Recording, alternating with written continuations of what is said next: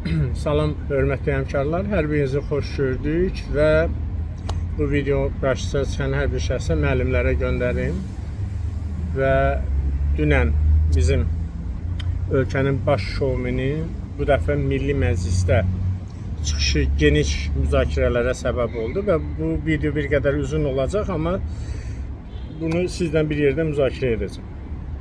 Müzakirəyə başlamamışdan qabaq təhsil eksperti, təhsil mütəxəssisləri, bir çox yoldaşlarımız, baxmayaraq ki, çox yaxın münasibətlərimiz var, az qala Hacı Şakir yürücü vasitələrinə çeviriblər. Ay Emin Əmrullayevin islahatı. Emin Əmrullayev kimdir, islahat keçirsin? Görün nə qədər siyasi savadsızsınız ki, ölkənin prezidenti ölkədə islahatlar aparır. Hər bir nazirlik, hər bir istiqaməti üzrə, nazirin isə borcu o islahatları doğru düzgün yerinə yetirməkdir. Və o ki qaldı, müəllimlərin ştata keçməsi. Bununla bağlı bir neçə videolarımız olur. Bu bütün ölkələrdə, cəmi postsovet məkanda 5-6 ölkədir saat hesabı ilə olan. Amma burada məsələnin Azərbaycanın da buna keçməsi indi yox, hələ bir neçə il, 5 il ən azı bundan qabaq olmalıydı. İndi məsələ bundadır ki, bizim də ölkəmizin bəxtinə elə bir nazir düşür ki, o rəhbərlik etdiyi, məsələn, direktorların işə qəbulu müsabiqəsini 12 ildən sonra başa düşür ki, bu effekt vermir. Bunu başqa formada keçirmək istəyir. İndi görə bir də 12 ildən sonra əgər Azərbaycan xalqına əgər Allah Taala bir belə deyə yazığı gəlməsə, bir də başa düşəcək ki, bu həmin effekti vermir də. Yəni bunun üçün başqa bir düşüncə olmalıdır. Məsələnin başqa bir tərəfi də oldu ki, bax bugünkü nazir, mənim üçün demişəm, bu canlı ölüdür və təhsilimizi də canlı ölüyə çevirib, bu da reallıqdır. Və Təhsil Nazirinə gəldiyi 2013-cü ildən belə sektor müdürü, şöbə müdürü, təhsil institutunun direktoru, təhsil naziri olduğu müddətdə çoxdan anlamalıydı, başa düşməli idi ki, bu demir, ingiliscə bilməyəni mən təhsil adamı saymıram və yaxud da təhsil mütəxəssisi saymıram ki, o beynəlxalq sistemdən görməli idi ki, müəllimlərin iş sistemi ştatla sistemi buna hazırlamalıydı. Dediyim kimi, çox güclü psixologiyanı bilir, kütlə psixologiyasını bilir və təhsildə baş verən qanunsuzluqları pərdələmək üçün, bəli, məhz indiki zamanda lazım idi bu mövzunu atmaq. Təbii ki, istənilən halda təhsil islahatları və ölkədə bütün islahatların müəllifi cənab prezidentdir və bütün nazirlərin, o cümlədən də Emin Əmrullayevin də borcudur ki, islahatları və cənab prezidentin verdiyi tapşırıqları vaxtında düzgün yerinə yetirsin. Dahi alverə çevirməsin. Niyə alverə çevirsin? Artıq təzədən burada alver qoxusu gəlir. Niyə? Deyir ki, sertifikasiyadan yüksək bal toplayanları biz ştata çevirəcəyik. Amma digərləri isə saat hesabı. Saat hesabı bilirsiniz də müəllimlərin əmək haqqı nə qədər aşağı düşəcək və ondan sonra müəllimlər özləri xahiş edəcək ki, nə olar, bizi də ştata çevirin. Və bu da bir hiləgər bir metoddur. Bununla işimiz yoxdur. Və mən bu müəllimlərin ştat məsələsi ilə bağlı bir şey bildirmək istəyirəm. İstənilən bir qərar, istənilən bir addım hökmən bunun elmi əsasları olmalıdır. Yaxşı, biz buna keçdik, bax, bu addımı atdıq. Hansı nəticələr gözləyir bizi və biz hansı hədəflərimiz var? Bütün nazirliklərdə olduğu kimi, Elm və Təhsil Nazirliyində də strateji planlaşdırma, təhlil və proqnozlaşdırma şöbəsi var. Bilmirəm, Elm və Təhsil Nazirliyində bu şöbə var indi, yoxdur, kimlərdir orada, bunlarla heç məsləhətləşirlər ya yox. Amma bir şey bilmək istəyirəm, elə indiki nazirin də, Elm və Təhsil Nazirliyində funksional vəzifələr tutduğu dövrdə son 10 ildə ölkədə deyək ki, tikilən məktəblərin, region məktəblərinin böyük bir hissəsi bağlanır. Yəni, son 5 ildə ölkədə 500-ə yaxın məktəb bağlanıb və bunun 250-dən artıq, təqribən 300-ə yaxını son 2-3 ildədir. Və ən maraqlısı budur ki, o bağlanan məktəblərin əksəriyyəti son 10 ildə tikilən məktəblərdir. Dövlətin 100 milyonlarla vəsaiti xərclənib və necə ola bilər ki, həmin ərazilər planlaşdırılmayıb, necə ola bilər ki, düşünülməyib ki, bu urbanizasiya davam eləyir, bu ərazi köçə bilər, məktəblər bağlana bilər. Dövlətin bu qədər vəsaiti həmin ərazilərdə niyə məktəblər tikilirdi? Demək ki, bütün bunlara görə də elə Elm və Təhsil Nazirliyi rəhbər şəxslər də cavab verməlidirlər ki, necə ola bilər ki, son 10 ildə tikilən, ucqarlarda tikilən məktəblərin böyük bir hissəsi bağlanıb. Əgər bağlanacaqsa, yenə deyirəm, dövlətin 100 milyonlarla vəsaiti həmin ərazilərə niyə xərclənməli idi? Bu da məsələnin bir tərəfi. Keçirik yenə ştat məsələsinə. Bizim Həzrət deyir ki, indi başa düşüb ki, ibtidai təhsil səviyyəsində təhsili düzəltmədən ali təhsil düzəltmək mümkün deyil. Vay, nə böyük fəlsəfi sözdür. İndi diqqət eləyin. Adama başa salan lazımdır ki, heç olmasa biri də kim bunu görürsə başa salsın ki, sən ibtidai təhsil səviyyəsində dərs deyən müəllimlər axı ali təhsili bitirir. Sən necə ola bilir ki, ali təhsildə 4 il oxuyan və bitirən məzun müəllimlərin işə qəbulunda o 4 ildə keçdiyi materialdan heç nə düşmür. Gedir kurslardan müəllimliyə hazırlaşır. O 4 il ona sadəcə bir diplom üçün lazımdır. Yaxşı, sertifikasiyanı keçirdin də, keçirtdik və sənin də ömrünə düşdü. İbtidai sinif müəllimləri qanunvericiliyə görə bugün öz tutduğu vəzifəyə görə, peşəkarlığına görə tam uyğundur. Demək ki, sertifikasiyanı tam doğru, normal keçirdə bilməmsən. Bax, reallıq budur. Digər bir tərəfdən, biz fikirləşirik, yenə təkrar edirəm, hamı bəhbə ilə vəziyyət düzələcək. Gəlin birlikdə müzakirə edək. Müəllim ştata keçməlidirmi? Bəli, keçməlidir. Müəllimin ştata keçməsinin əhəmiyyəti nədir?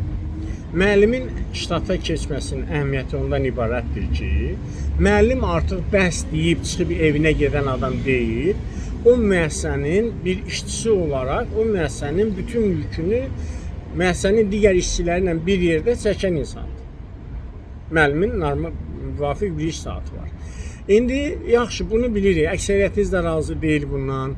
Və ən böyük problemlərdən biri deyirsiniz ki, kişi müəllimlər məktəblərdən azalacaq. Hə, şəhər yerlərindən azalacaq.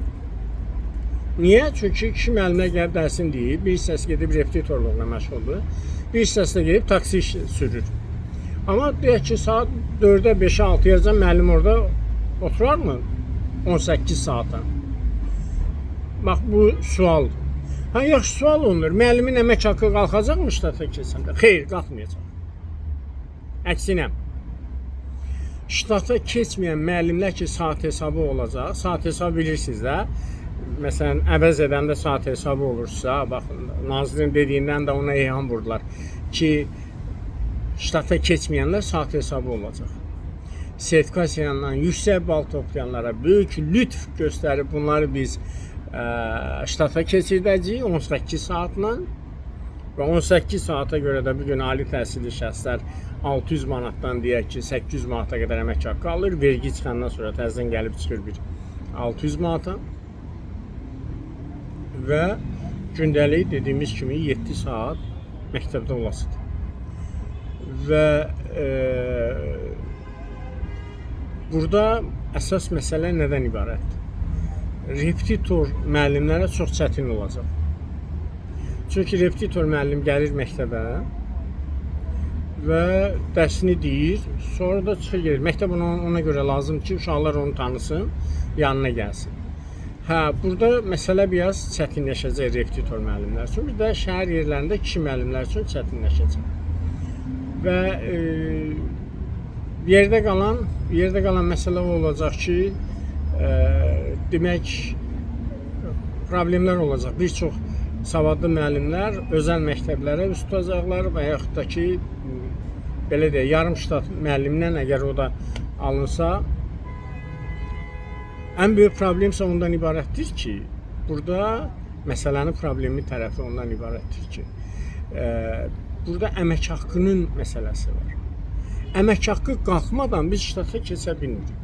Onda Emin Əmrullayev, əgər çox belə ağıllıdırsa, təklif versin ki, ştata keçən müəllimlərin əmək haqqı 50% artsın.